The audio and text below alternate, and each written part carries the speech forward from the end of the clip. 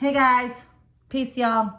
This is a quick story I'm going to tell to back up to the vitamin K that I uploaded that TikTok has already taken down, but I didn't even attempt to put it on Facebook or Instagram, but go YouTube. I love you. You're being cool with me, so you haven't taken it down or flagged it for the vitamin K upload. This is a piggyback story that made me think of what happened also with that birth. Birthing stories are so fun. If you ever want to come and tell me your birthing story, I will always listen to it. I think they are so fascinating. I just can sit with women all day and talk about their births. Very, very, very interesting subject to me. But this happened with our last baby, our fifth baby. I have 4 older brothers, and I really wanted a sister for my girl. We have 3 boys first, so it's kind of on the same lineup as my mom, 4 boys.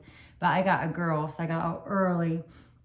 And then I was like, I want her to have a sister. I am blessed to have a best friend since we were 2 weeks old. And to this day, I can just text her, call her, be with her. And it's like being with my sister. I tell her everything. She listens to me going on like this. She is the coolest chick ever, maybe.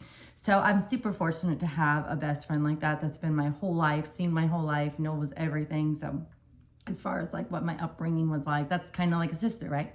But I still wanted for all of us sister. So I was open to getting pregnant still. And what happened is we had 4 babies, 2 in the hospital, 2 at home.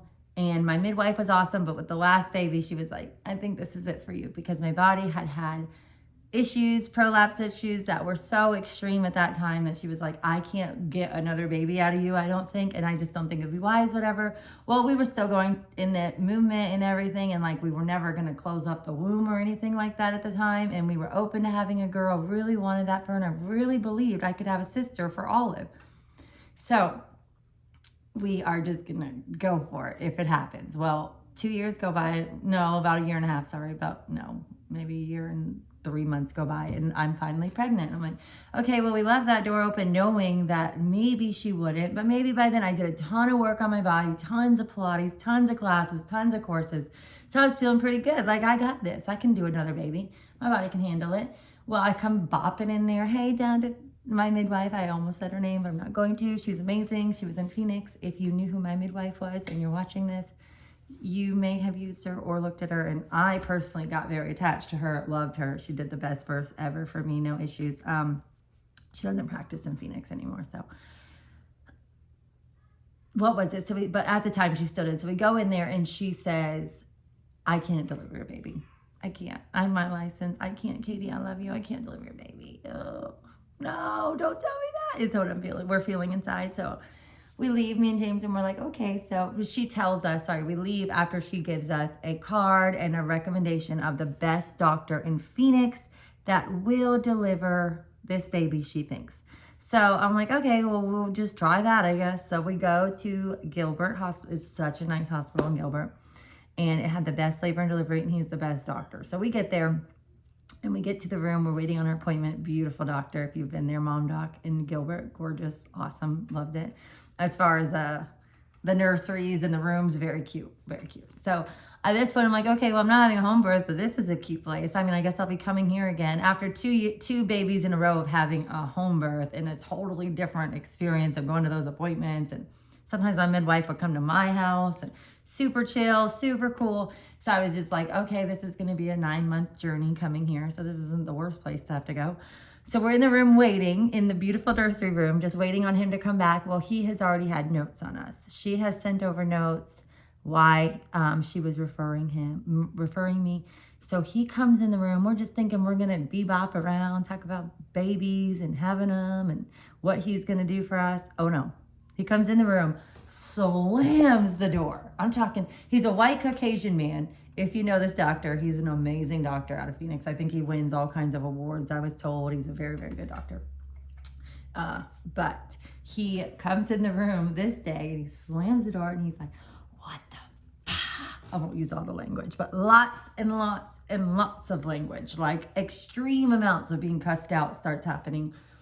What the F is wrong with you, you crunchy, hippie, tree-hugging freaks that just can't stop? Your body's done. I don't know if you don't know how to listen to your body, he tells me, but it's been telling you that it can't have any more babies, but you don't care. And you know, like, he's telling, I'm trying to say it without all the cussing. All the cussing in between every other word was a lot more intense, and the anger coming out of him. So me and James are there alone.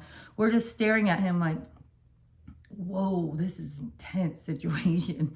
So at this point, he's not calming down. He's telling us, he said, I just had a mother that bled out and died and left 4 kids at home under the age of like 12, I think he said, or 10. They were under the age of being young.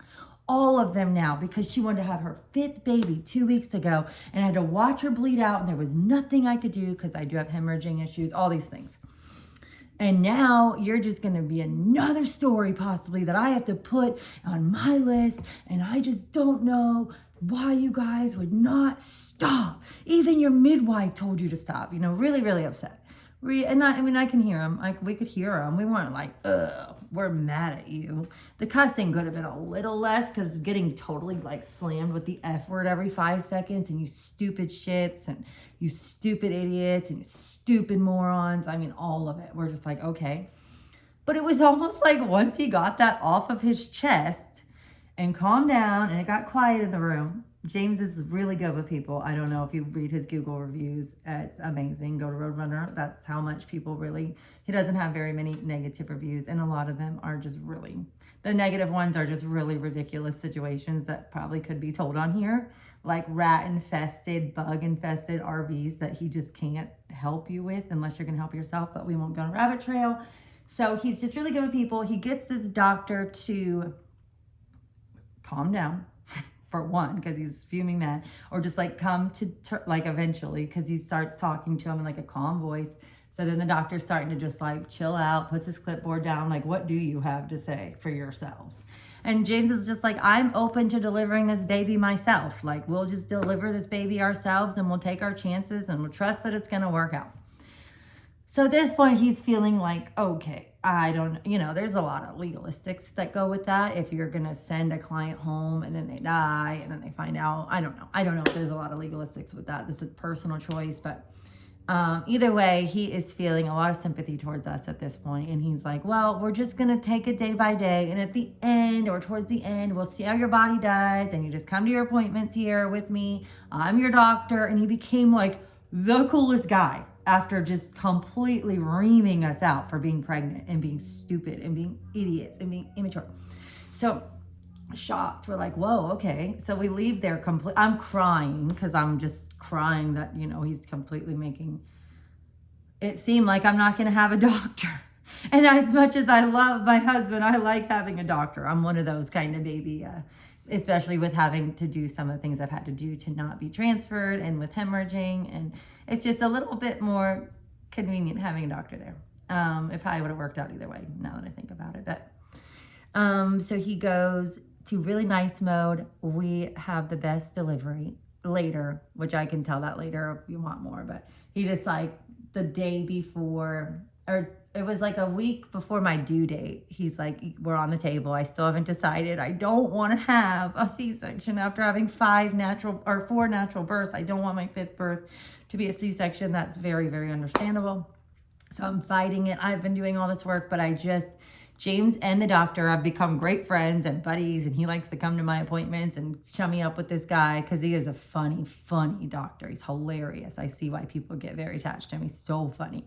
So they're looking at me on the table, and they're like, you have to make this decision. And he tells me, the doctor's really good. He's like, he can't make this decision because he's not has a baby in him. No baby's coming out of him. He doesn't need to make this decision.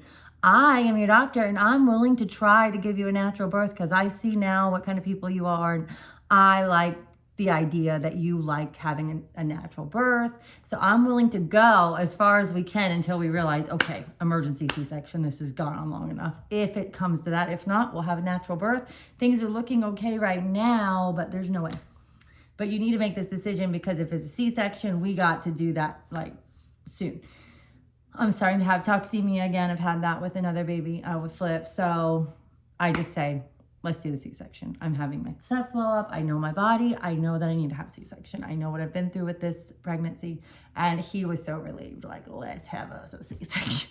Because if I had the C-section, it wasn't so high risk, other than the fact that my body just loves to bleed. But all of this is wrapped up with no really punchline. I just wonder if you've ever had a doctor be very, very upset with you. We've had 2, and one came around and ended up being a great bud, great friend, great memories with him, which you never would have thought that was coming. I'm like, 9 months of this? Whoa, this is gonna be intense. 9 months coming to see this guy getting cussed out and called stupid all day. But then once he got off the system and we talked, he was awesome. Like I said, I don't have to say it again, but I hope you enjoyed this story. You do you. Listen to your body always. Nobody else knows your body like you do, mamas. Nobody. As hard as it is sometimes. Have a good day. I hope you enjoyed this story. Peace.